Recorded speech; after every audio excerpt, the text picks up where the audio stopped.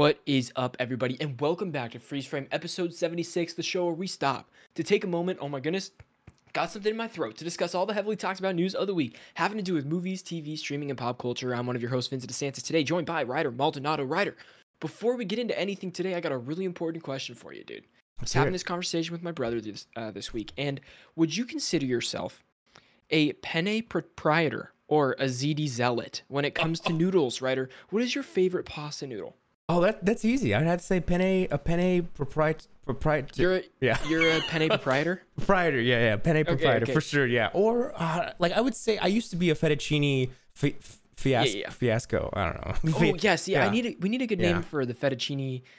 I'm a fettuccine fiend. I think I'm more of a fettuccine guy than any other noodle. It's my favorite. I think penne for me. It's not as crazy, like sloppery.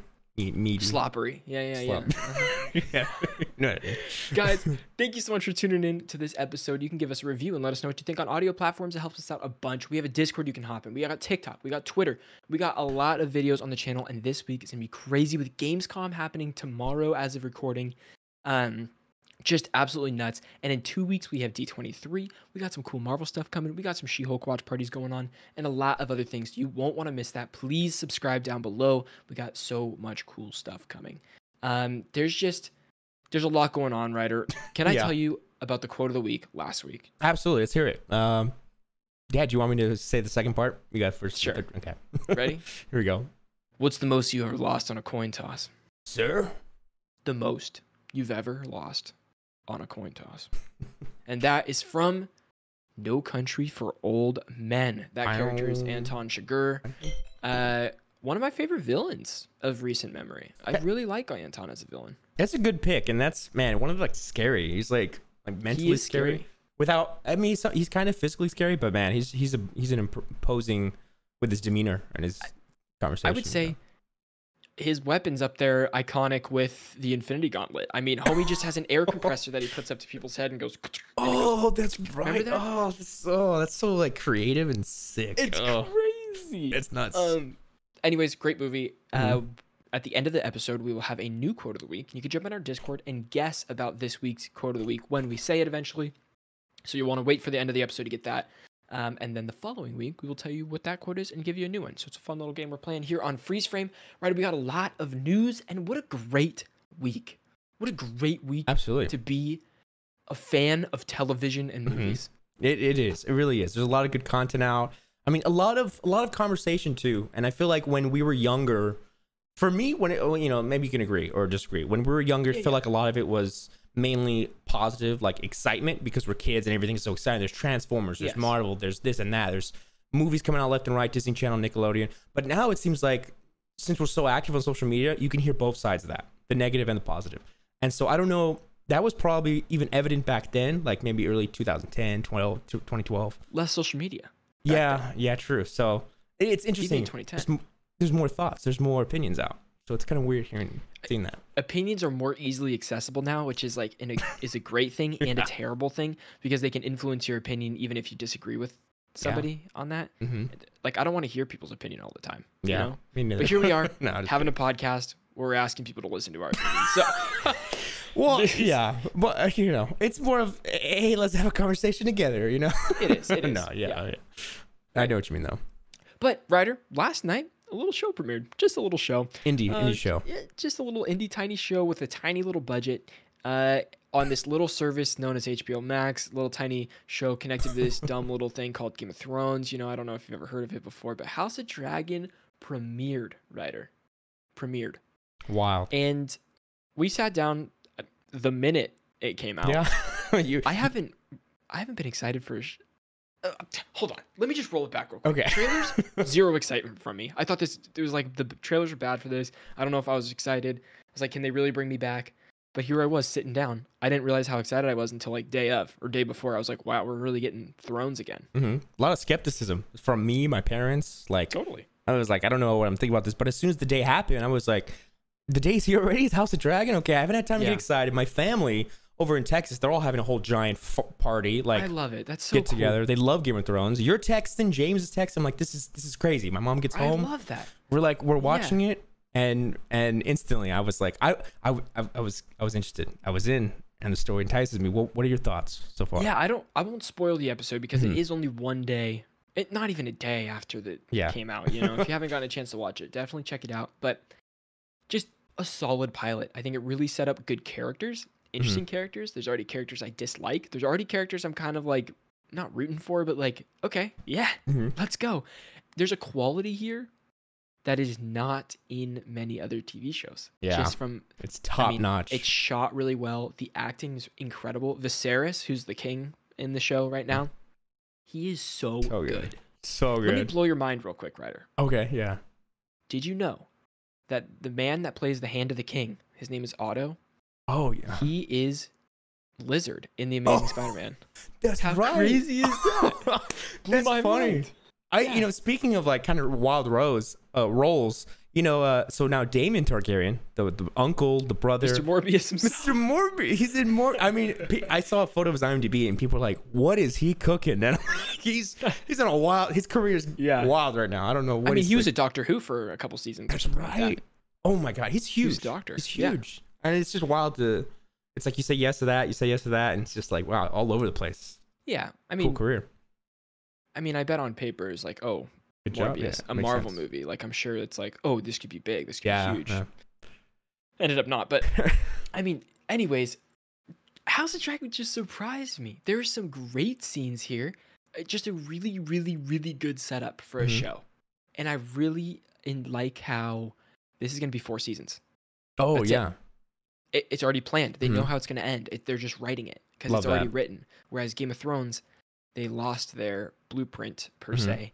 But then after 6 seasons, they jumped ahead of the books and then wrote their own ending, and that's where people had problems with it. So this is already kind of, I don't know, painted out. So, man, there's a lot of cool details wait for next Sunday. Me too. I'm very excited. There's a lot of cool stuff in this. I think it honors the Game of Thrones show without like getting so like, hey, remember this or like, no, this. It's very much, if you're a fan of the original, you're going to appreciate this because of the legacy of all the families and kind of the lore. This is a very lore heavy show with name drops and locations and details about, it's like exposition, right? And this is why I love prequels so much. They're kind of setting up stuff that you already know about essentially. And I think it's so fun, you know?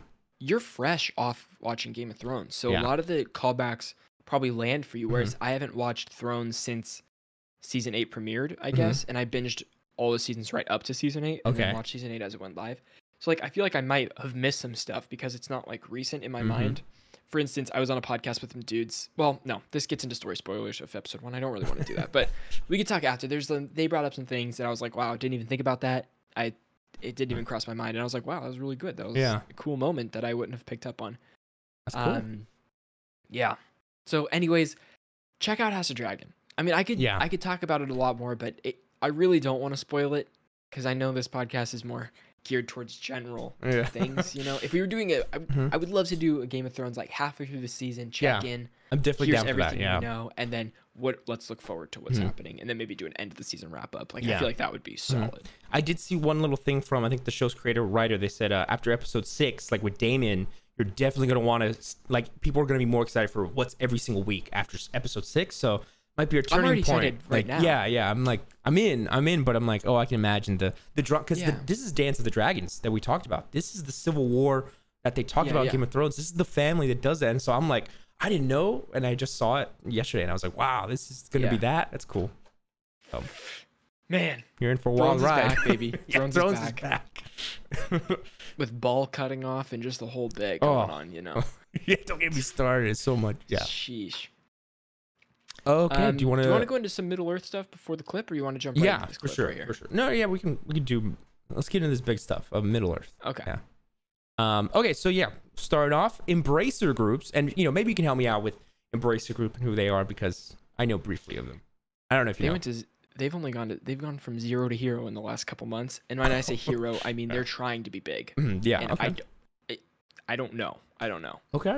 Well, ladies and gentlemen, they have just acquired Middle Earth Enterprises, which means they own all the rights to Lord of the Rings and the film rights, gaming, merchandise, theme parks, stage productions, and everything associated with their brand. Everything. Crazy, yeah. So big, huge IP with a lot of potential. And so we have a quote here. This is from the founder and group CEO of Embracer Group. I am thrilled to see what lies in the future for the IP with free mode and Asmodee as a start within the group. Going forward, we also look forward to collaborating with both existing and new external licenses for our increasingly stronger IP portfolio. Pretty cool stuff. Yeah. Well, yeah. Lord of the Rings is ripe for content, if that makes sense. There's so much they can pull and do that would be interesting.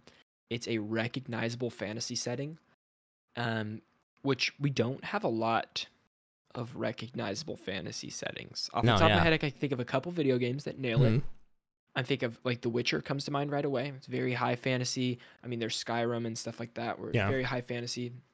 But like when it comes to movies and stuff, Lord of the Rings, Game of Thrones, they dominate that high fantasy space. There are other fantasy shows and movies and stuff, but like if we're talking about long running things that have huge fan bases and wide appeal, you can ask anybody and they know what Game of Thrones is or they know what Lord of the Rings is, you know?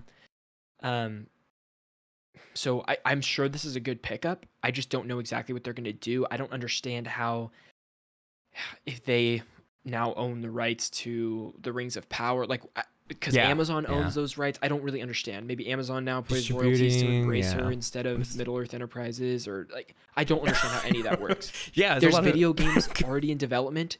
Golem's in development right now. What does that mean for that game? I'm sure there's another Lord of the Rings game too, because the new Shadow of Mordor, the new Shadow of War. There's a third one that someone's working on. Who knows what's happening with that now? Yeah, they're talking. They want to do board games and of course like a card game. The Lord of the Rings Journeys in Middle Earth, a fully cooperative app-supported board game set in the Tolkien's iconic land of Middle Earth. And of course, they're even considering following adventures of for future films like characters like Gandalf, Aragorn, Gollum, Galadriel, others. So like, I mean, there's a lot. They have a lot of ideas, and I don't know. I see what in the next 5-10 years, especially after this show. Maybe after the success of it, they're like, let's pump it, let's do it, let's make movies.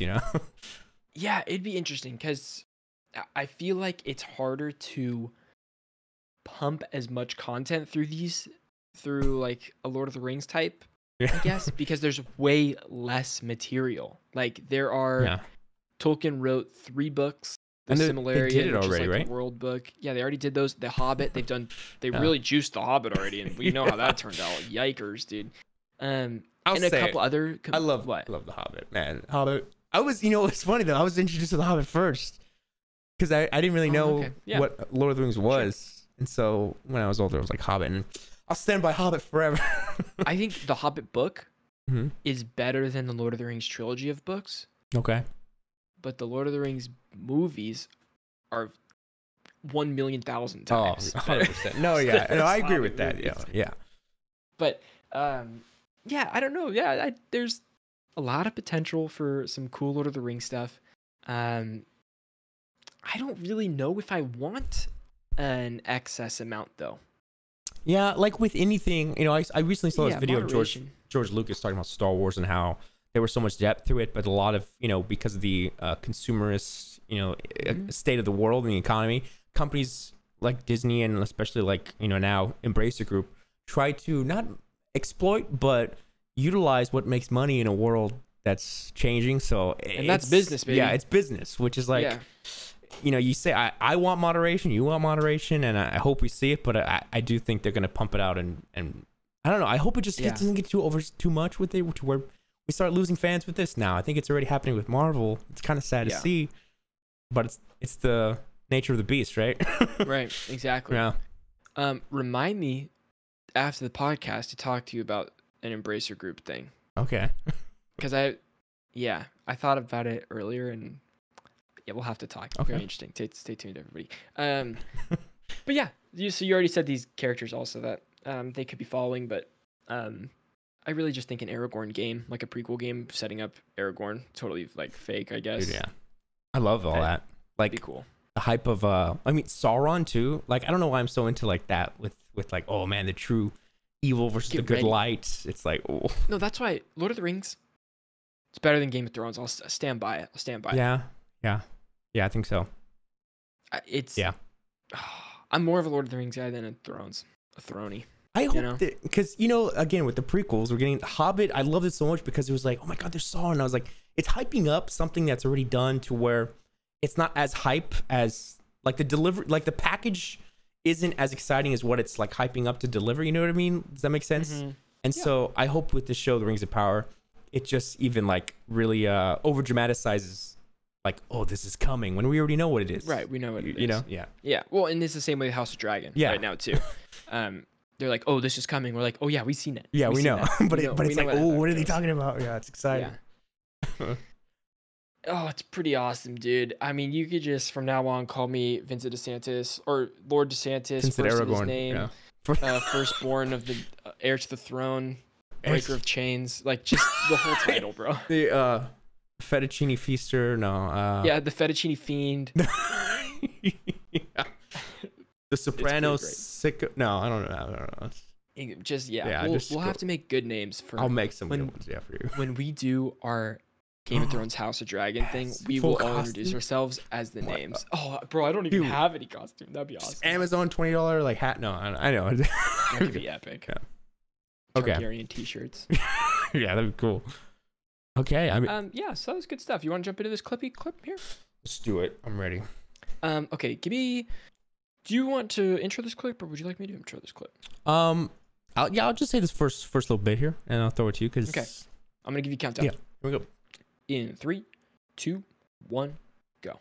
HBO Max has officially just dropped a sizzle reel for next year's content plan, including a teaser, the very first footage scene for the Last of Us TV series coming later next year.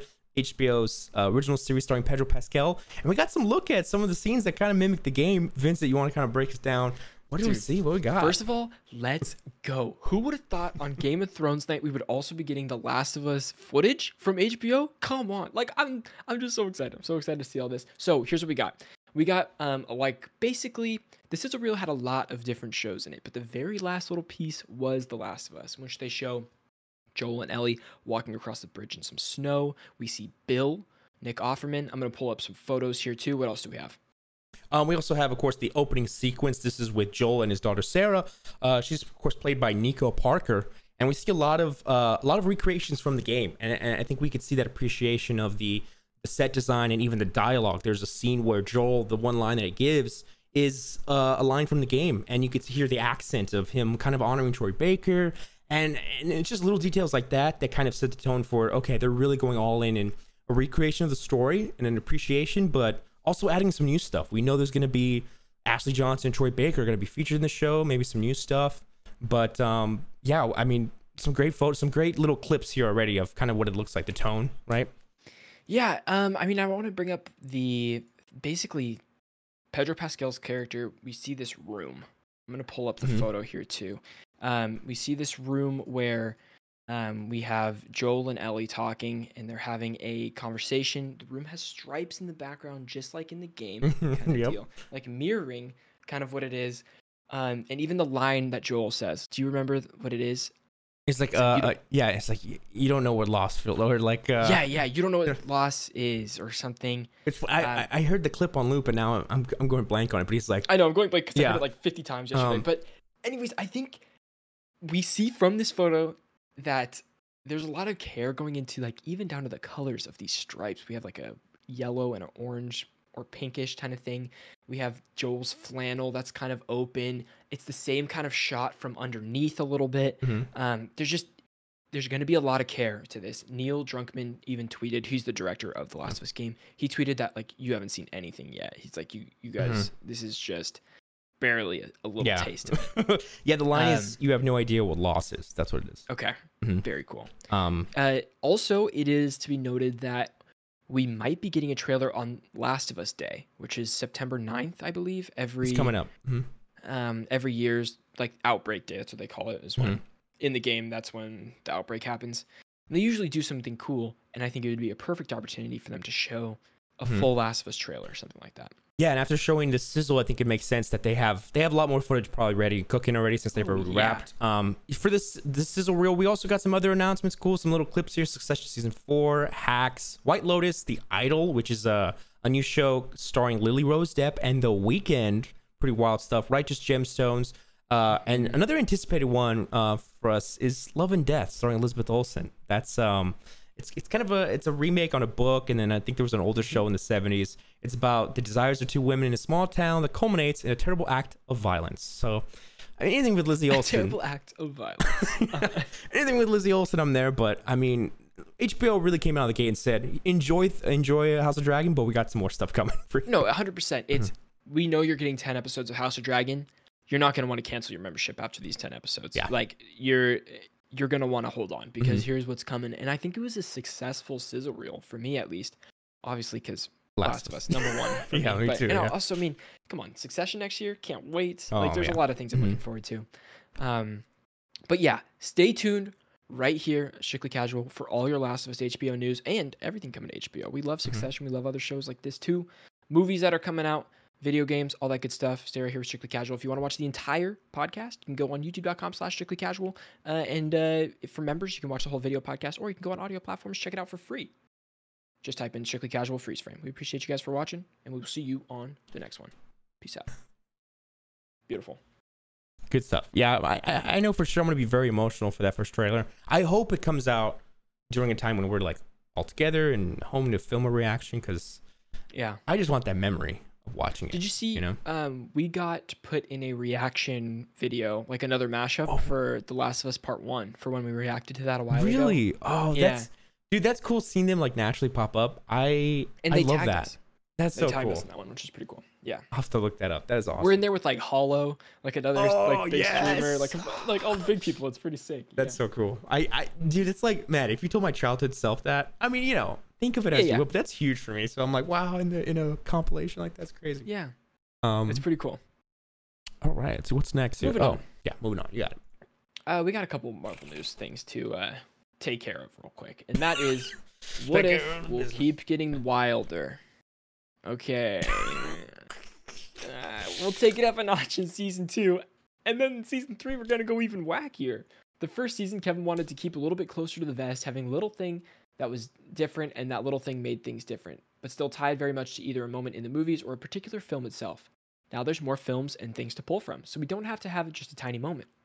We can expand out and things can get a little bit wackier. We can take it up a notch in season 2. Oh, same thing, just get even wackier. Sorry, that's weird how it doubled. But I wanted to. So when Comic-Con happened, they kind of announced the animated multiverse, which included What If, Marvel Zombies, and I think the Spider-Man, and I think even X-Men '97. So I think these animated shows, while they are canon, they're not going to take place over the phase, like the main storyline. Yeah. So I think that's just something to keep note of. That while What If has the same characters, I don't think it's going to really affect that, like where we see Secret Wars, which I wish it would, like with the Watcher. But yeah, I think it's just kind of its own thing, like especially for kids. Like, okay, throw it on and you watch and enjoy it, but sure, it's not a must-watch now. I thought it was. Yeah. Did I tell you I watched the Doctor Strange What If episode the other day? No. Yeah, it's pretty good. That was a good episode. It's probably the best one. It's the best, and it's emotional. Yeah. Yeah. That's what I thought Doctor Strange was gonna be about. Like they could have gone crazy and included him and maybe even the Watcher too, but we know what happened with Multiverse of Madness. It was fine. Yeah. Just fine. But whatever. It was cool. Yeah, it was cool. Anyways, moving on here. This is some exciting stuff, but there's some meat to dive into this. Sony's developing. There's another video game adaptation. This Days Gone. Now, this is a video game from Ben Studio. Phenomenal game. Very popular one. A movie is in development with Sam Heughan is going to be the role of Deacon St. John. And so the main thing that everybody initially talked about, Sam Witwer, the iconic actor, voice actor, he's Deacon St. John in the video game. And the question is, why isn't he going to be the guy in the movie, right? So recasting, it's like, why? In particular, Sam, oh my God, what is his last name? Witwer. Mm-hmm. He gets shafted like so many times, dude. Like he plays iconic roles in video games and stuff, and then shafted for the movie adaptation. I would love to have Starkiller come into Star Wars canon sometime. Not as the way they did it in the games, because that really messed up everything. And you know, Starkiller kills Luke Skywalker, Han Solo, Princess Leia, like kills them all that kind of stuff. It's not gonna work, but I would love for him to get incorporated at some point. But yeah, I don't know. I would love him to play Deacon St. John. He is Deacon St. John. He looks like him. He moves like him. He's mocapped like him. He's voiced by him. Like, feel like it's the obvious choice is ask him to do it. The big question for me is if we see this movie, right, and the actor is doing it, but he's not like, let's say, talking to himself. That's a big detail that Sam Witwer really took appreciation to, like, oh, okay, I got this, or like in his head all the time because he's so lonely. Well, you know, by himself all the time, stuff like that. I hope that somehow it's incorporated. I would expect it to, but you know, Days Gone is very interesting. I'm so surprised that Sony is trying to develop a Days Gone movie, but won't greenlight a second game. Like, if you don't think there's enough fans to play a second game, then why the hell would you greenlight a movie based on this? Like, I don't understand. No, that's right. That makes actually no monetary sense. No, not even at all. It's interesting. It blows my freaking mind. It blows my mind that Sony swept this game under the rug, does not include it in any of its sizzle reel trailers and stuff. Like, but they're like, oh, but we'll give them a movie because we know that people really want a movie of this. Like, what? I want to say, I don't think it comes down to this, but what if, let's say, the head of films and the head of games, two different gentlemen or gentlewomen, whoever's the head, and let's say it's an older guy or older woman that has a child, and the child says, I love the game. And so the guy who runs the movie is like, okay, let's make a movie of this. But then the head of the games is like, but okay. Like, I mean, I'm not it's the not boss even here. just that. It's like, Sony's trying to develop movies on every single one of their IPs right now. We see Ghost of Tsushima. We have Uncharted. That is definitely going to get a sequel, I'm sure. It probably made enough money. Oh, yeah. God of War's in development. Gran Turismo. Horizon. These are all these are all their big franchises they're trying to turn into movies. And so I feel like this is like, oh, somebody had a okay idea for how they would turn it in. They're like, we can do it under $100 million, like this and that, like probably, you know? Yeah. So like, all right, yeah, well, let's do it. Man, I don't know. I want to know what's going on in there. Like with a lot of these decisions, you know, we keep talking about it. What's going on in that meeting? I just don't. I wouldn't care too much about a Days Gone film like I would a God of War, like even Horizon. You know? Yeah, it's why a lot of people tap out because they're like, no, I want the real actor, which I don't think it would happen. You know what I mean? Like putting Troy Baker's Joel would never happen. You know? The fact that they're incorporating them both of them into the show though is cool. Wild. Like that has to be Neil. That has to be his like push. I would think. Yeah. Unless the showrunner respects them enough. Like the showrunner has to respect the story. Who is the showrunner? I don't know. Oh, I forgot. I think it's not Neil and it's not Neil, Craig. I wish it was Craig. Last of Us showrunner. I just want to know. Is it? Oh, Craig Mazin. That's right. Oh, it is Craig. It's Craig Mazin. Yeah. That's great. Because Craig was the head of Chernobyl. Yeah. That's what I was. Just incredible writer, and then he worked really close with Neil. So, great. If Craig's the showrunner, then I'm sure he has major respect. Fun fact about Craig: do you know that Craig in college was freshman dorm roommates with politician Ted Cruz, and they ended up having very different careers. One of them, oh my gosh, did games. One of them did politics. One of them's doing movies. One of them, they're both extremely famous. Yeah, for interesting reasons. Some good, some terrible. So, that is wild. Yeah, pretty funny. Oh, just breaking news. No. Breaking news, tell me. Speaking of Gamescom, we just got the okay to the co-streamer kit. Yay. For Gamescom. Wait, we're official. I just got the email too. Nice. Official co-streamers. Yay. That's cool. I don't know. We sounded so like sad about that. I don't know why. No, it's not sad. It just doesn't do anything. It's just all it is for them is a way for them to aggregate more views so that when they say this many people watched it, because they want you to report your numbers afterwards. That's true. They asked for that, but we never have sent that email. But they want to just add all those numbers up to say. This is the first time hearing of it. 100 million people watched Opening Night Live. More people than any live show on TV broadcasted. Yeah. Okay. Okay, we have Margot Robbie, Ryan Gosling teaming up once more. Ocean's 11 prequel, which they were running as a prequel happening, but pass. Jay Roche. Oh wait, we already talked about. Oh, my bad. I'm sorry. We said we save the small stuff for the light after. It's fine. It's fine. No, those were it's kind of the. We have one more big meat story. We have a couple more big meat stories, I guess, right here. It's like National Treasure 3. To jump into that real quick. Oh yeah.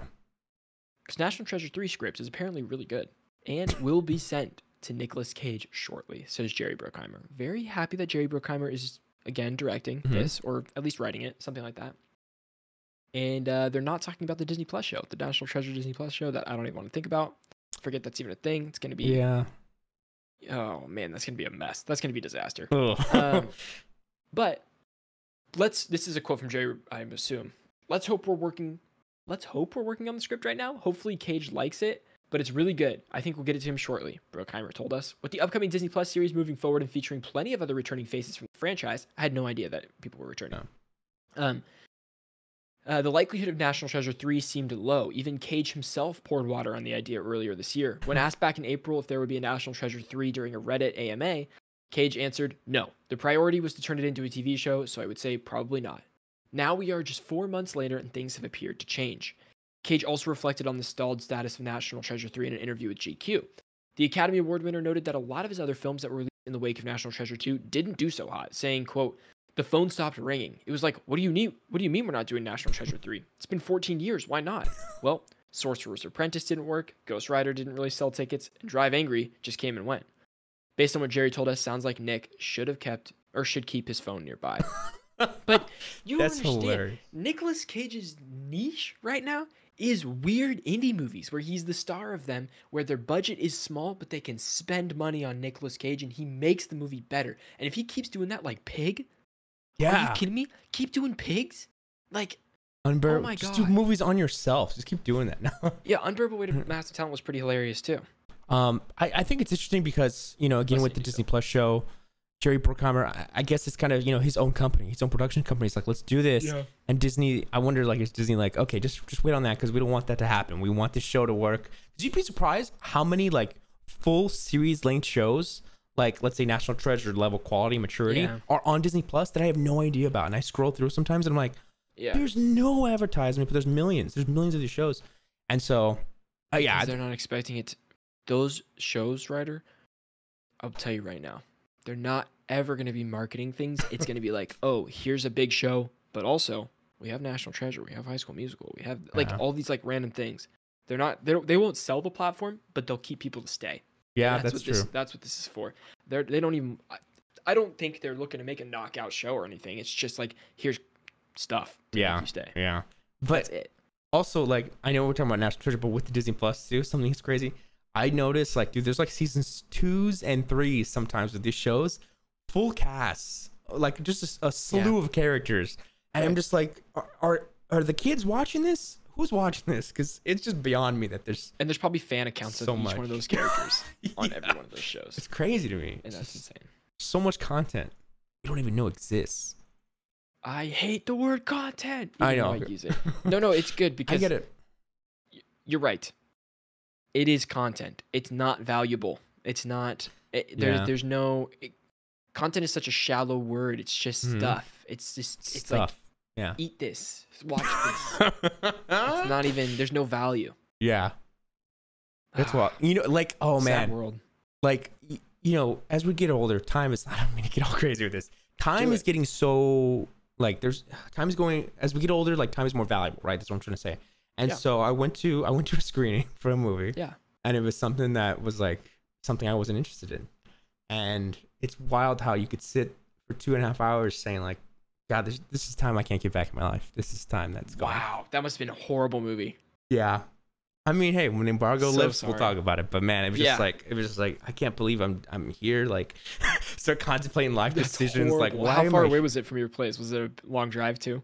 Yeah, it was like 45 minutes away. Oh, yeah. So it's just like you spent an hour and a half in the car, 2.5 hours watching a trash movie. Mm-hmm.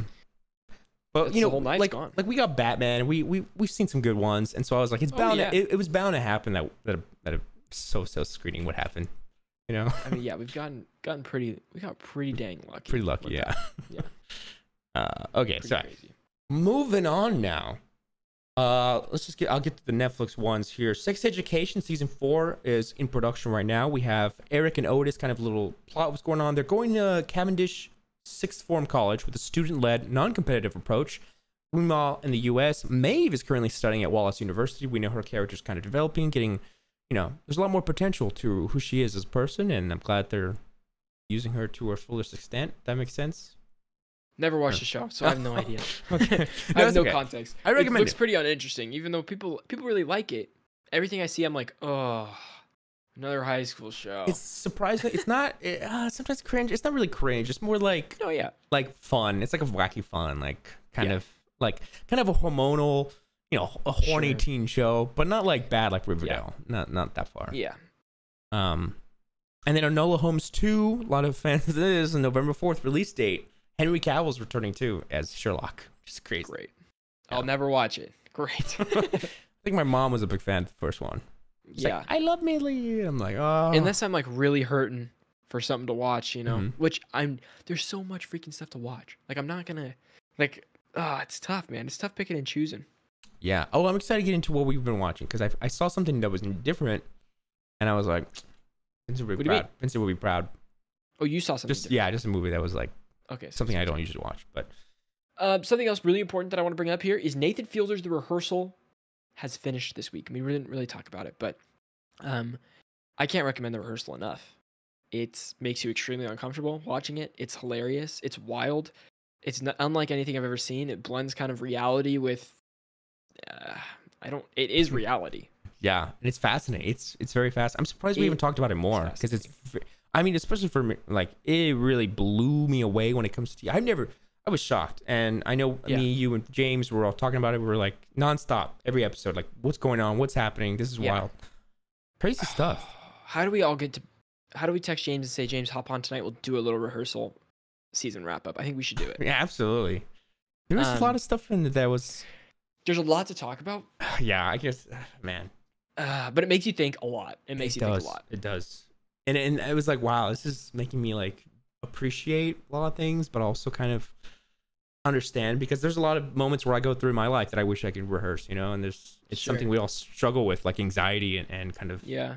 A lot of social anxiety stuff. Yeah. It's interesting. It's very fascinating. I can't recommend it enough. Please go watch it. It's 6 episodes long. It got renewed for season 2 the same day that HBO canceled 200 episodes of Sesame Street. So the running joke was that The Rehearsal season 2 cost as many as 200 episodes of Sesame Street. That budget to recreate a bar. I mean, if you see it, you'll know. Yeah. And a house. And yeah, everything. And the food for a lady that who knows what's wrong with her. No. Yep. Mm-hmm. Yeah. We already talked about Rings of Power. Except if you're a big fan of Rings of Power, they're gonna be showing the first 2 episodes in theaters August 31st, one night only.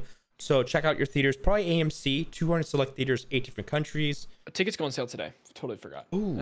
Okay. I'm gonna try to go. Yeah, this is something that I want to experience with people. Hell yeah, dude. IMAX, like, be crazy. If you have a Cinemark membership, like one of their subscription things, you get it for free. Oh wow. Also. Nice. But I don't know about other theaters. I don't know what theaters they would be playing in. But when I saw Bullet Train over the week, they showed a trailer for Rings of Power. So that would be really cool if they showed it at that theater local to me. It was really cool. It was awesome watching the trailer in the theater. I was like, damn, this is hype, bro. Like, this is better than watching like a TV spot on YouTube or something like that. Oh, 100%. That's crazy. I wish I would have seen what that was like. Also, it plays a day before the show actually drops, so you may be able to see it a little bit sooner. Oh, that's cool. Yeah, man, I'm stoked for this. I think it's gonna blow a lot of people away, and I think it's just gonna be more lore to kind of catch up to. But I think they'll make it. Will you be watching? What is it called? Shows. Oh my god! Will you be watching? Rogue One in IMAX. Oh, week I do with want. Andor. Yeah, like there was already. So E.T. recently came out. I got to watch that one, and then Titanic. Yeah. I'm behind on Titanic, and then now with Rogue One coming out, I'm like, oh man, I don't know. Time is slipping away. So I want to, but I'm not sure. I know you want to. Yeah, well. I would love to, but I'll be in Texas. I don't know if I can. Yeah. That's okay. It's a good IMAX movie though. It's a really good IMAX movie. No, bro. When I saw it in IMAX, I was shocked. What's the cinematographer? He did Batman. We talked about him. He's amazing. Greg Fraser. Greg. Yeah. So good. It's Greig. Greg. Oh. Nice. Okay. Pretty awesome. Okay, it's only at Cinemark theaters, by the way. Claim tickets. Oh. You have to have a Cinemark account to be able to do this. They're trying to get you to sign up for their thing. Their little subscription thing. Yeah. Okay. I'm gonna make an account. I'm gonna try. I'm gonna try to get it. Makes sense. Makes sense. I'll do it after. But anyways, pretty interesting. Okay. There's a couple more things here. It's just Disney Plus Day is September 8th, which is, leading up to D23 Expo. And that's going to bring new content and potentially tease some of what the Expo will reveal. We got an official poster for Obi-Wan Kenobi, A Jedi's Return, a behind-the-scenes documentary about the making of the series. Of course, they're going to do this with every single series because it's a way to get you to keep watching stuff, I did watch the WandaVision movie thing, and I thought that was I really enjoyed how the things were filmed. Oh, yeah. But there's a lot of bullshit. Yeah, filler. That's just in there. To fill it out, make it a whole doc. We wanted this to make an hour and 45 minutes, and I've got really solid 25 minutes of dang, that was really cool how they did that. That was heck of cool how they did that. Yeah. I think it's with all their shows, right? They're doing all, so it's okay, we got to film. That team is trying their best. They're trying their best with right. Oh, I'm sure they shoot a lot of stuff. It's just whoever's putting it together. I don't think it needs to be an hour and 45 or hour and 20 minutes. I don't know, whatever it was. This even for the Obi-Wan, they show it was Ewan and Hayden and Chloe in front of screens watching footage, and they're talking about Star Wars, which is that's been done so many times. They've done so many docs like that. So I am a sucker for that shit because I know that stuff I'm a little more of a sucker for. Mm-hmm. That's because I like those actors. Yeah, I like those actors, and it's longer history than I could care less about hearing Catherine Hahn talk about her character in WandaVision. I'm dude, really? I don't care. The inspiration of the witch was exactly. I'm bro, I don't care. New Orleans, circa 17. No, I don't. Yeah, I want to hear from I want to hear from Chloe Zhao and exactly. just talking about adapting Obi-Wan, all this kind of stuff. So we're also Love and Thunder will also drop on Disney Plus September 8th. Cool. The Pinocchio movie drops starring Tom Hanks. We do have a trailer for that, correct? Mark? There's a little teaser. We get Pinocchio shot. A Simpsons short is coming, and just much more. Nothing really stood out to me on the list at all. But I'm sure some people will get excited about it. I'm okay, cool. I was very whatever. I sent it because there's no word on sizzle reel, right? Because Disney Plus Day was apparently I'm confused still. They might say, hey, sizzle reel's coming out at 9 a.m. or whatever for D23, or are they just kind of hyping up? Disney Plus Day is just releasing content, and then you kind of just have to wait till Expo that weekend to see the trailers. But I don't know what they're doing. I don't know the plan. Me neither. It's confusing. Who knows? Yeah. Lastly, Spider-Man No Way Home is getting a re-release. 11 minutes of new footage, September 2nd. You shake your head. You're not going to be in attendance for this, or will you be in attendance? It's just money, dude. It's not I'll be able to watch those extra 11 minutes one day, and I don't really care about seeing it in theaters. The hype of the movie, seeing that night one, is the best part of that movie. To me. Yeah, it's an all right film. Yeah, but not even just that. Is it's not the same. I know what happens. So even going to see it with a theater, when the 11 extra minutes were probably cut for pacing, so you're going to get a couple extra lines of dialogue from maybe your favorite actors and stuff like that. He says, "My back." I hit my car. I don't know. I hit my back in the car. It's cool. If you really like that theater experience and you want to go see it again in theaters, that's great. But I don't think I'll be going to go rewatch it. It's just, they're going to make a shit ton of money for this, for scenes that were cut for pacing. I don't really even number know. one box. They want to post that. They want to post that. Thank you for making No Way Home the number one box office. Again. Yeah. That's hilarious. Yeah. All right. Let's get into what we've been watching. It's been a busy time. We know we've been watching House of Dragon. That's a new one. Let's see. Last film I watched was this old classic movie called Das Boot. And have you seen it before, or I've heard of it? never seen Das Boot. Yeah. My dad loves this movie, and every time he's like, "Oh, let's watch Das Boot," I'm like, "Oh, fine, I'll finally check it out with him." It's from the German side, World War II, but it's from the point of view of the German soldiers. So you're kind of rooting against these guys. Yeah. They get stuck in a submarine, and the whole movie takes place kind of at the bottom of the ocean in a submarine. And you root for the guys because that's human nature, but the end kind of has a satisfying turn that you're like, yeah, makes sense. That's history. But it's definitely one of those movies that's, I don't know, classic in the way of gritty, old style. Right, I see here you gave it a 5 out of 10. You really didn't like this movie. I mean, yeah, I thought it was okay. You know why I gave it the 5 though? It's because it's 4 hours long. No way. It's 4 hours, and it's a lot of them. Did you watch the director's cut? I think so. It was on. I mean, we rented it on Amazon, so I'm sure. It says here the runtime is 2 hours and 10 minutes. So Oh if you my watched a God. 4-hour cut of this movie, you watched like a long director's cut of this movie. That's probably why. Because my dad was like, "Yo, this movie's like 4 hours long." I was like, "Oh my God, this how long we've been sitting here?" And I was like, "Geez, okay. It might not be 4 hours. Maybe he was just exaggerating." But we're sitting there a That's long hilarious. time. There's a lot of, we're gonna get out of this. Don't worry, we'll get out of here. I don't know if we're gonna get out of here. Maybe we will. So it's long, but I was like, okay, I appreciate it. But man, it was The a lot. director's cut is 202 minutes. So 202. 18, 24, 200. Okay, so about 3 hours and Yeah, change. That's But still long. That's like an hour and a half. 3 That's hours. a whole movie length longer than the actual. oh my gosh. Yeah, the actual movie's 130 minutes. Well, Yeah. I would probably rate it higher then if they chop it. No, that's funny. I haven't seen this, but I mean, I've heard good things about it. Mhm. And the director, oh, sorry for the yawn, Wolfgang. Mm-hmm. He's done a lot of interesting movies, like Perfect Storm, pretty good, pretty Oh dang yeah. good. Mhm. That's one with George Clooney on the boat where it's like crazy waves and they have to survive out. A good one. Pretty good. I believe, is that true story? I think it's true, kind of. Mhm. Yeah, Right? it But is the a true people story. that, yeah. He did Troy with Brad Pitt. Oh Okay. God, he did Neverending Story. Oh, I do not like Neverending Story. The song. Also, Cool. I just been watching like Only Murders in the Building, new season. Mm-hmm. That one's not a lot of talk, but it's a good whodunit. I mean, Good. Martin Short, Steve Martin. God, I Yeah. mean, just comedic icons. I can't even Good. stress. But that's Yeah. it. What about you? I watched So I Married an Axe Murderer. Oh, Did I talk about this? last week? I don't think so. No. No, I think I did. Is this Wait. Netflix?